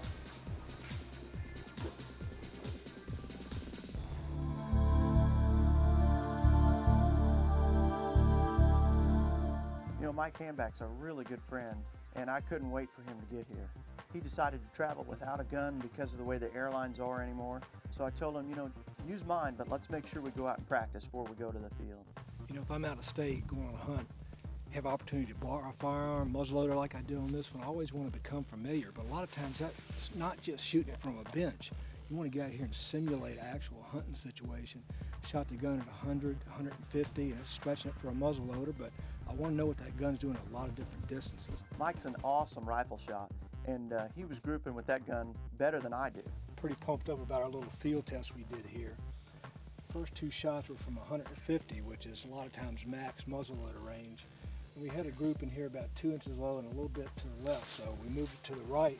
And then we just moved back to about 175, just in case. You never know, you know, where a big deer might come out. So we moved to check it, and we figured it was going to be just about this low, like maybe 9 inches or so. And we were thinking about holding, you know, a little high on the deer. You always still want to hold, I always want to hold on hair of a deer. I never want to be judging and trying to go above it or anything. So after we sighted the gun in, we had confidence, and I wanted to take him into one of my best south wind spots. The evening just kept getting better and better and better. All of a sudden, a buck we were all too familiar with popped out in the back left-hand side of the field. The wind was perfect. He started working his way towards us.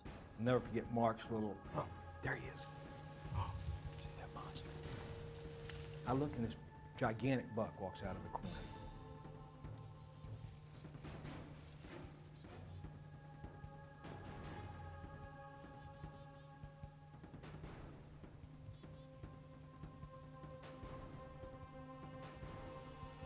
Hour before dark, he walks in. I got a gun in my hand. He walks straight at me. Somehow he ducks into some corn. We're waiting, everybody's pumped.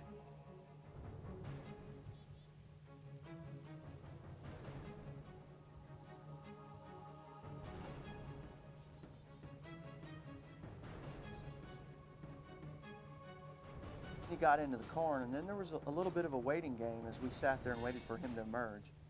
I kept filming Mike, and all of a sudden, the buck popped back out and started heading towards us.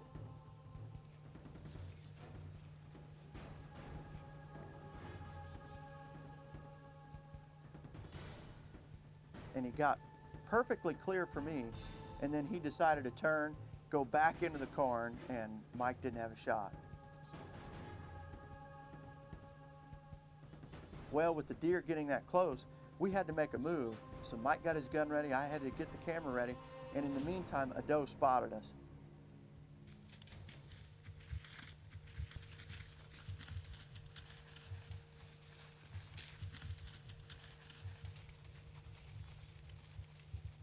Bah.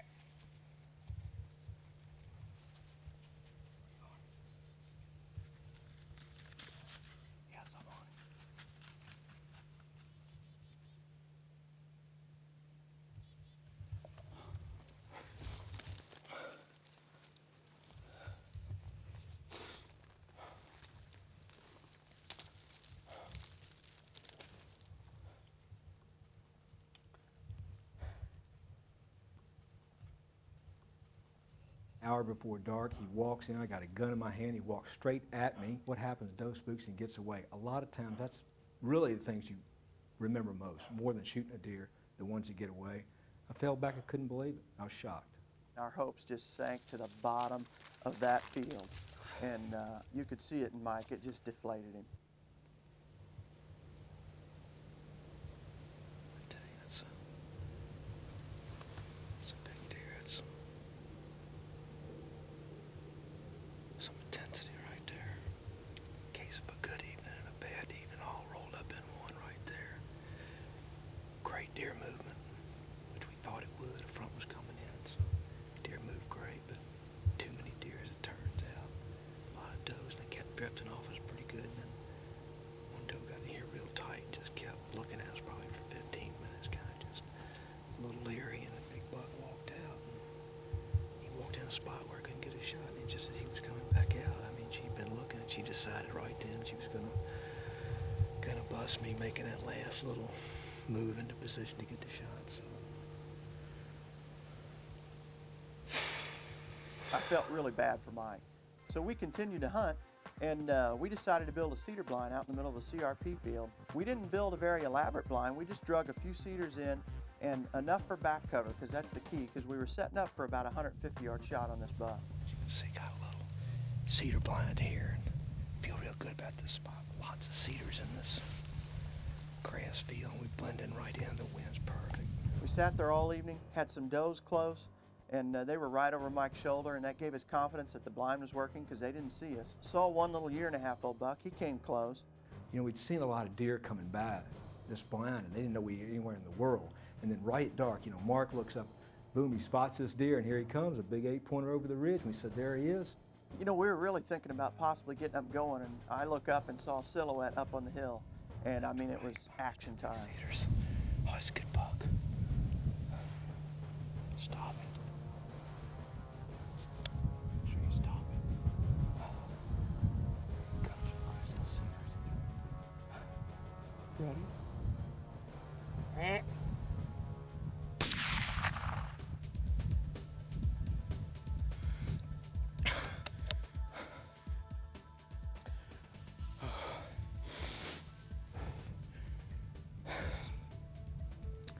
Big buck came in late. We thought it was over with.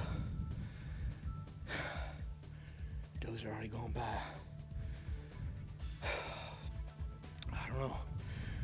Let's say Open made a good shot on him, I hope. He's laying there. He went down, Mike. He's Good. down. He did? Yeah, he's down. I couldn't see him for the smoke, man. He's down. Yes, he's down. Oh. Upon his reaction, I mean, there's smoke blowing out of his mouth, so I knew he'd had a smoke screen cover what had happened. So in the middle of it, I had to tell him, you got him, Mike. And then his reaction was even more priceless. I knew it was about 150 yards. We judged it good. I came in here and did it right, set up a makeshift blind at the last minute, and that just shows how deer hunting can change like that. Yes. I couldn't see him go down for the smoke. I felt good about it. I knew the gun. I'd put it up just a little bit high, and oh man, it is so awesome. We were so pleased to get up there on that buck and find him dead right there. Mike made a great shot, and it just rounded out a perfect trip for a perfect guy in Terry's and my eyes. The highs and lows of deer hunting, this is what it's all about for me the last couple of days. It's obviously my high point because I got a beautiful buck like this, a beautiful muzzleloader deer, had a great hunt tonight. Good movement, perfect wind for this place. We'd found and scouted this, and we were out here in sort of a feeling, kind of a neat deal, moving in and building a cedar blind and just doing it a little different, doing everything a little different. And I love to do things like that in hunting, and just makes it really worthwhile. And I needed a picker-upper like this because last night we hunted a different spot with a good wind, and man, had a huge encounter with a 9-pointer, real tense standoff for about 20 minutes there, and finally things didn't work out right, and the doe kind of busted me, and they cleared the field. And you know, shooting a muzzleloader, and deer stopped down there one time about 150 yards, and I sighted the gun in. I felt real good about it, but something about that shot didn't look right. There was something in front of his vitals, so I passed that, and I'll tell you, it was a crushing experience. That happens a lot in deer hunting. You know, you get down, but you can't stay down. You got to pump yourself up and get pumped and get confident and go right back at it the next day. And the wind was perfect for this stand. I came back in here where I wanted to hunt anyway originally, and spotted a buck, and here he came. And the big picker-upper right there at the end, and I needed it. Worked that gun and made the shot, and it all worked out great. So, what I'll take away from that hunt without question is the ups and downs of deer hunting. The lowest of the lows, and then how quick it can change to the highest of the highs. When you see a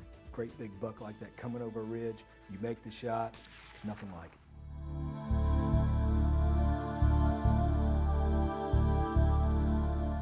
You know, last year I was lucky enough to share a wonderful evening with my wife Tracy, and I was hoping that this year's hunt would be no different. Here we are again in Iowa. Pull your mask down.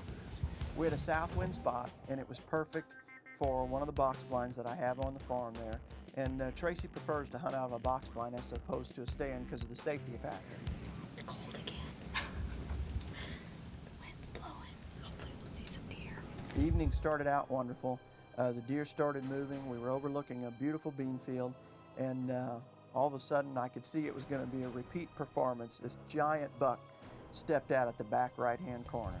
That buck's coming toward us. Where he stepped out, it was about 200 yards. And, you know, Tracy's comfortable out to about 75 or 100, so I wanted him to get a little bit closer before we tried a shot. Walking towards us. Well, it wasn't long. He started heading straight at us. And, I mean, the picture just got more and more glorious as he came because he was following some does, and all of a sudden he was within 100, and I'm thinking, you know, anytime she can take him now. Not very comfortable. At about 50 yards, he stopped and turned away from us. And Tracy goes, I can see him really well there, but you know, it wasn't a shot, and she knew that, so we held off, and pretty soon he started coming again. I can't get it on him. He gets closer and closer and closer, and I'm thinking, go ahead, take him, kill him. I couldn't think of what to say to make her shoot the gun, and she's saying no. I just couldn't conceive what was wrong, and I assumed it was because the deer was moving. I stopped the deer, and I said, okay, and she still couldn't shoot the deer, and he heard us whisper, and off he went, and I mean, my heart just sank, and I swung back to Tracy, and at that point, she told me why she couldn't shoot. The buck was so close, she couldn't get the gun pointed down far enough at him, because she's quite a bit shorter than me, and I just, of all the things, that was the last thing I could have conceived to go wrong. I never imagined that her point of sight was over the buck's back. I couldn't get it on him. I was over his body, and I was trying to get on my tippy toes to get it down, and I couldn't do it. It was huge. Ultimately, she did the right thing. She didn't listen to her boisterous husband. She didn't shoot the buck. We didn't get the deer, but it was a memory we'll have forever. And she still talks about it on a weekly basis. It really frustrates her that she didn't get to close the deal there. That was my chance. My glasses. That was a nice buck. It was fun, wasn't it? Yeah, I wished I could have gotten him though. But I wasn't going to shoot because I wasn't on him. Yeah. Looking back on it, had I known, and hindsight's always so clear, I would have had her take a shot when he was out there at 75 or 100 because she's very capable of that shot. So I wish we would have got him, but it's still a memory that'll last forever. You know, what a buck, and what a way to round out a season. You go 120, 125 days. I mean, it's a long season, but it's a lot of fun. There's ups and downs, peaks and valleys, starting way back in August, looking at trail monitor photos of velvet bucks, and then on to Wyoming out west, and then on to Kansas, and then the Midwestern bow season starts, and you got bucks coming running crazy around water holes, and then you wait for the rut, and it finally hits, and you got guys in camp that are succeeding like Brad Rucks and Joe Schultz and Scotty Blair. I mean, it's just a lot of fun to do what we do, regardless of how tough it is. And then, you know, when the rut finally winds down, you get a little breather, and then it's back out there in December to hit those cold temperatures and more success there. What a great season. I can't really imagine a better way to make a living than hunting with a camera in hand and doing it with a great group of guys. What a fun season.